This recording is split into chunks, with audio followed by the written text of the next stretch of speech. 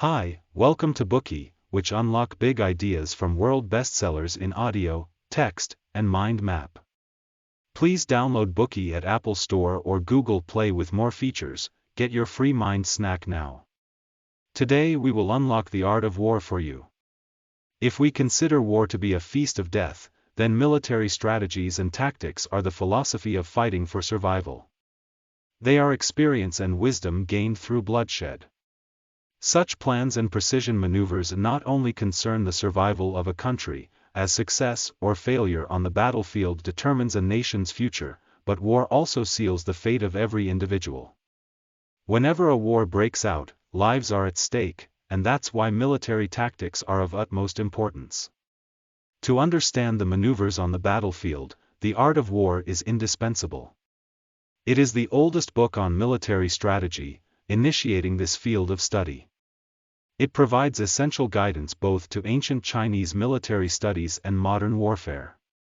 Based on predecessors now lost, the book summarizes archaic principles and axioms relating to combat and further develops these into a system of military theory. Any reader opening the book will encounter a comprehensive description of the military methodology, from necessary preparation prior to the battle and the application of strategy in the field to the deployment, ordnance, and the study of your enemy. With the philosophy of dialectical materialism, the art of war is regarded as the essence of early Chinese military thought. This book is a piece of esteemed Chinese cultural heritage, a jewel in the crown and often hailed as the sacred book of military science and the best book on military from ancient times. However, although this book's subject is war, it does not advocate conflict. Instead, Sun Tzu encourages leaders always to try peaceful means first and use force as a last resort, going into a war only when the other party was uncooperative.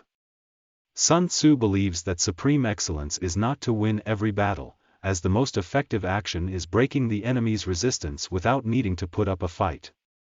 Moreover, he pointed out that some generals' excellent skill in waging war is not because they are born to be aggressive warriors but because they understand how to secure favorable circumstances before the battle starts.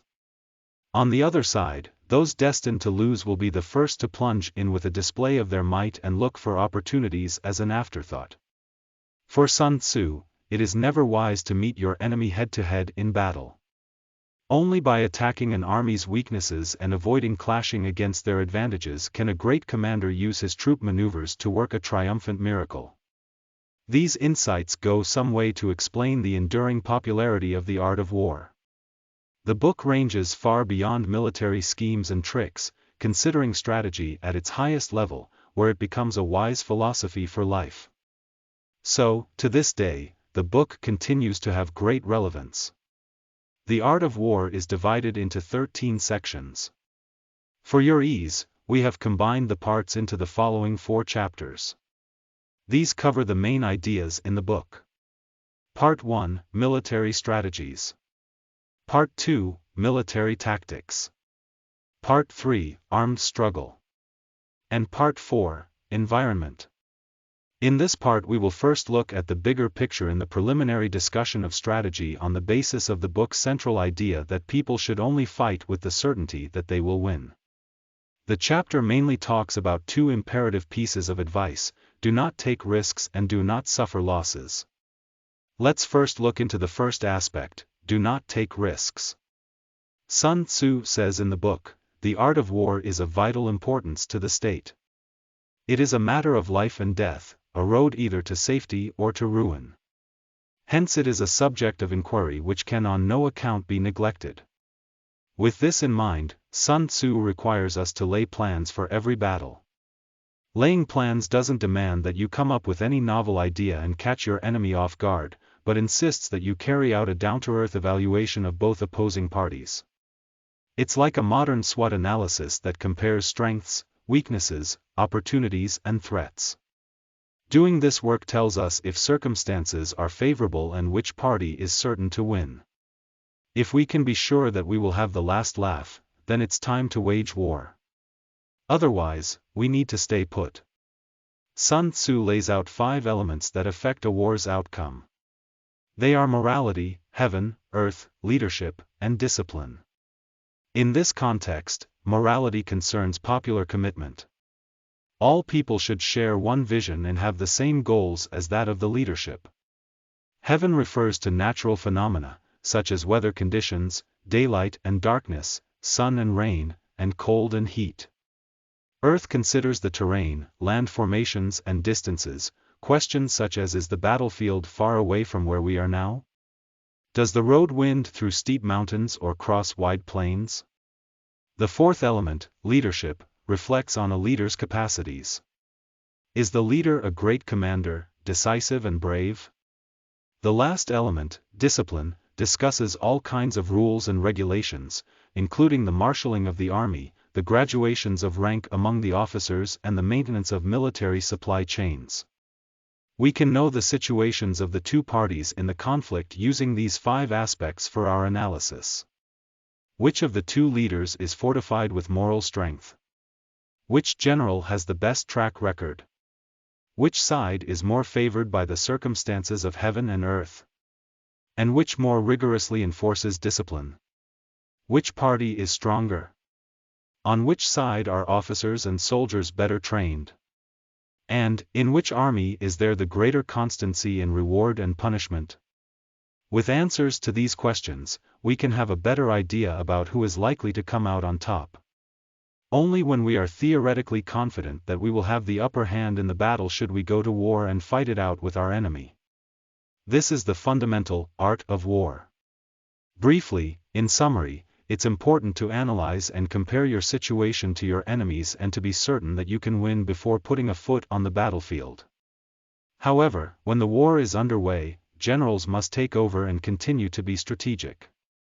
They must try every means to disadvantage their enemy and attack their weaknesses. Meeting the enemy head-to-head is never the best option. Sun Tzu promotes the strategy of confusion and deception. To confound the enemy on the battlefield, if you're ready for a fight, pretend you are not prepared, if you want to fight, pretend you don't, and if you want to fight nearby, pretend that a faraway place is preferable. If an enemy is greedy for the spoils of war, seduce them with the promise of riches, and when your enemy is disorientated and disorganized, seize the advantage and attack. When an enemy is confident, you should be on your guard and avoid a direct face-off. When the enemy's general is known to be irritable, harass them so they may act impulsively and thus make mistakes. If they despise you, fuel their arrogant attitude. If your enemy is well rested, get them on the run. If the enemy is united, try to fragment them. All of these ideas will help win the final battle. Whether it is plans laid in advance or the strategies on the battlefield, the goal is to up your chance of victory. To win, we need to throw stones at the enemy's eggs. Having an advantageous position will most likely secure a victory ultimately. Next, let's consider the second bit of advice, to avoid losses. Every battle is fought with the expectation of a gain, be it tangible such as the capture of land or intangible such as affecting the enemy's confidence. However, war consumes resources and large sums of money, soldiers are killed, and people are needed to staff hospitals, logistics, and transportation. An army needs spies, and plenty of material supplies, like food, weapons, and ammunition. All kinds of costs need to be taken into account to replenish vehicles and armaments. Money is also needed to buy bows and arrows, to pay for the transport of food to the front line, to entertain guests and perhaps to bribe enemy soldiers for information. Only when a general is secure with these resources can they effectively and confidently lead their troops. But attention to sustaining supplies doesn't end here. It costs a fortune for troops to travel far, as when they move, they consume military supplies on the road. States with small national reserves will find it hard to support a long march and need to levy their citizens with high taxes. When this happens, people can become impoverished and are likely to cause domestic unrest. What is the way to avoid running out of funds in the midst of a military campaign? Sun Tzu advises that wise generals should steal from their enemies. Each kilogram of food looted from the enemy can help one save the cost of transporting 20 kilograms of food all the way from a supply center. A general who understands this point will encourage their soldiers to loot from the enemy, seizing food and weapons but treating captives well, so they will have a favorable attitude and continue replenishing the invading force. This scheme can not only lower military costs but also weaken the enemy. However, expecting to replenish supplies from around the battlefield is not a long-term solution. On the one hand, there's no guarantee of nourishing plunder. It depends very much on the conditions on the ground. With a prolonged war, inevitably, the landscape will be depleted.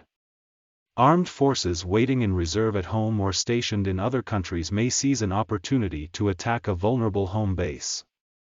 Conditions are likely to become increasingly unpredictable and ultimately altogether out of control as a nation attempts to fight battles both at home and abroad. To this threat, Sun Tzu responds by pointing out that speed is of utmost importance in a military operation. If we are stronger than the enemy, we need to conquer them quickly. A war that drags out offers no benefit. If we are inferior, we need to do the opposite. We must find every means to make the war last, so that the enemy will be ground down. Scooping up replenishment to supplies on site and concluding the war as swiftly as possible is a way to minimize losses, but it is insufficient. Sun Tzu believes that breaking the enemy without fighting is the wisest strategy. Excellent strategists will first try to thwart their enemy using their intellect by making them suffer politically. If a reasoned approach is not working, the second best option is to fracture the enemy's resistance using diplomacy. And the worst option is resorting to force and putting cities under siege.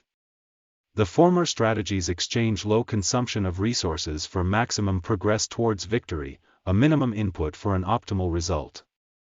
Blindly throwing resources at an attack and killing the enemy's people is costly, with an additional moral cost.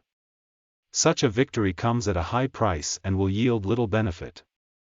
Sun Tzu also notes that even when the use of force is inevitable, we need to consider every possible way to avoid launching a frontal assault. Do not consider smashing down the city walls and killing all the people. Instead, overwhelm the whole city, keep it intact and undamaged, and then quickly and thoroughly tackle any remaining issues of dissent.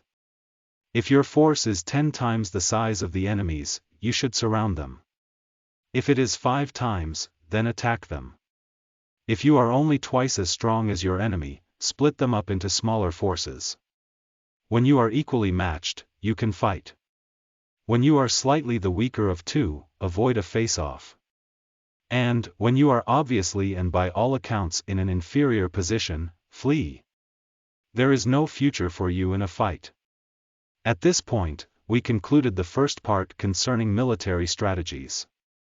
Its message was to get into a fight only when you know you can win. The chapters outline 2 fundamental insights. They are, do not take risks and do not suffer losses unnecessarily. The most important thing for any army general preparing for the battlefield, intending to win a war, is to ensure that they are going into this erratic and dangerous environment in the most favorable circumstances. Also, generals must pay attention to loss control. If there's a lack of supplies, it is the general's responsibility to guarantee a means of getting replenishment to the front line. Sun Tzu advocates for a quick blitz.